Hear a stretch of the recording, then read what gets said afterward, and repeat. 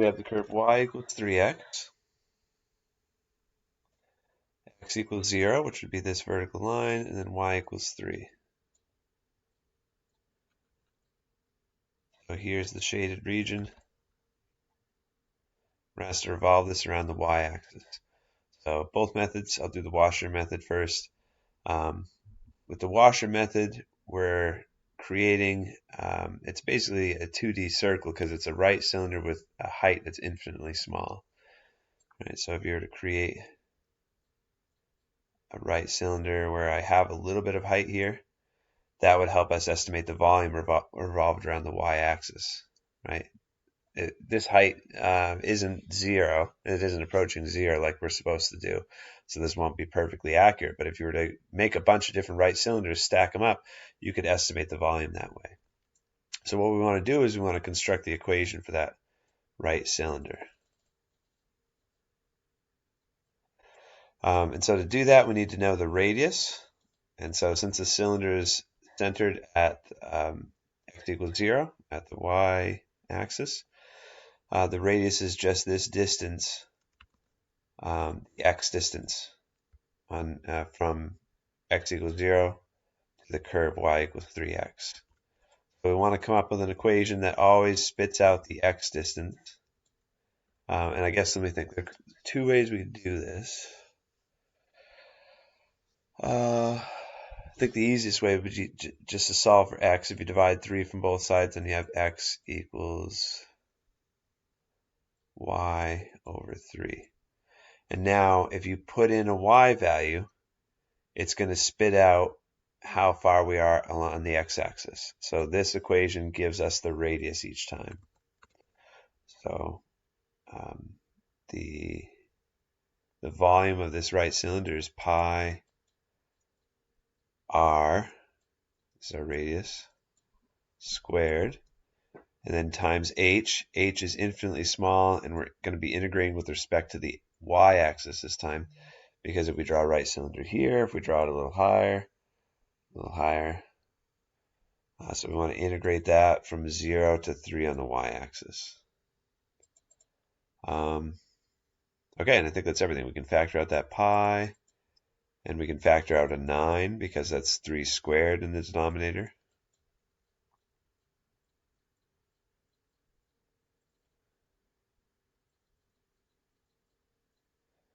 So that's y to the third over 3, integrating from 0 to 3. And that's limits of integration is only one that matters because 0 will just give us 0.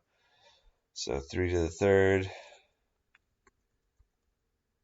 divided by 3 there, so that's 9. So I'm getting pi for volume. So I've drawn a right cylinder inside what would be the volume of this figure that we're revolving. The shell method is different in that we're using the surface area of an infinite amount of different right cylinders to help us find the volume. So, whoops, I guess it doesn't matter what color it is, but so we need to come up with an equation for both the height and the radius, because the surface area is 2 pi RH for a right cylinder. Right, so the height is where we are along the y-axis, but our textbook, I guess there's probably a way to do it with respect to y, but our textbook derives the formula that you'll see there always with respect to the other variable that you're rotating around. So we're rotating around the y-axis, so textbook has us set up with respect to x for our variable of integration.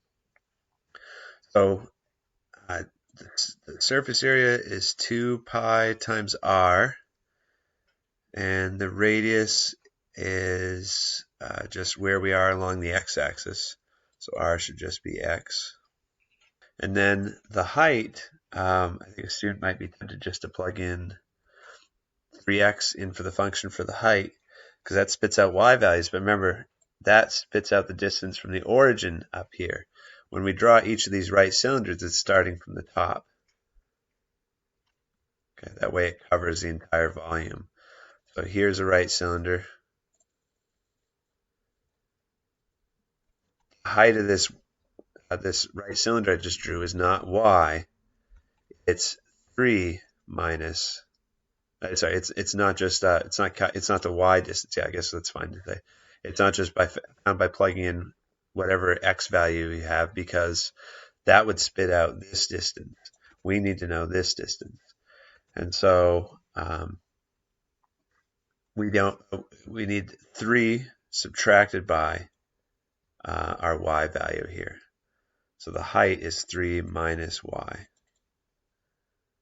And so to make that the same on both sides, I multiplied both sides by negative. I think this would be, yeah, this would be the same equation up here, right? Because if you were to subtract 3 from both sides, get negative y equals negative 3x. So this is going to tell us what we need for our height, 3 minus 3x.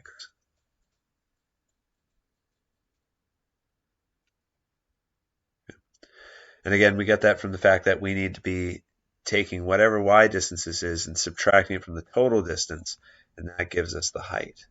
The total distance is 3. The location on the y-axis right here is calculated by calculating 3x. So take the entire distance and subtract 3x from it. So that's the height. And if we've done that right, we should be able to integrate and also get pi. Limits of integration, this is with respect to x. So we start on x equals 0, end on x equals 1. So I've got 2 pi I can factor out. And then that's 3x minus 3x squared.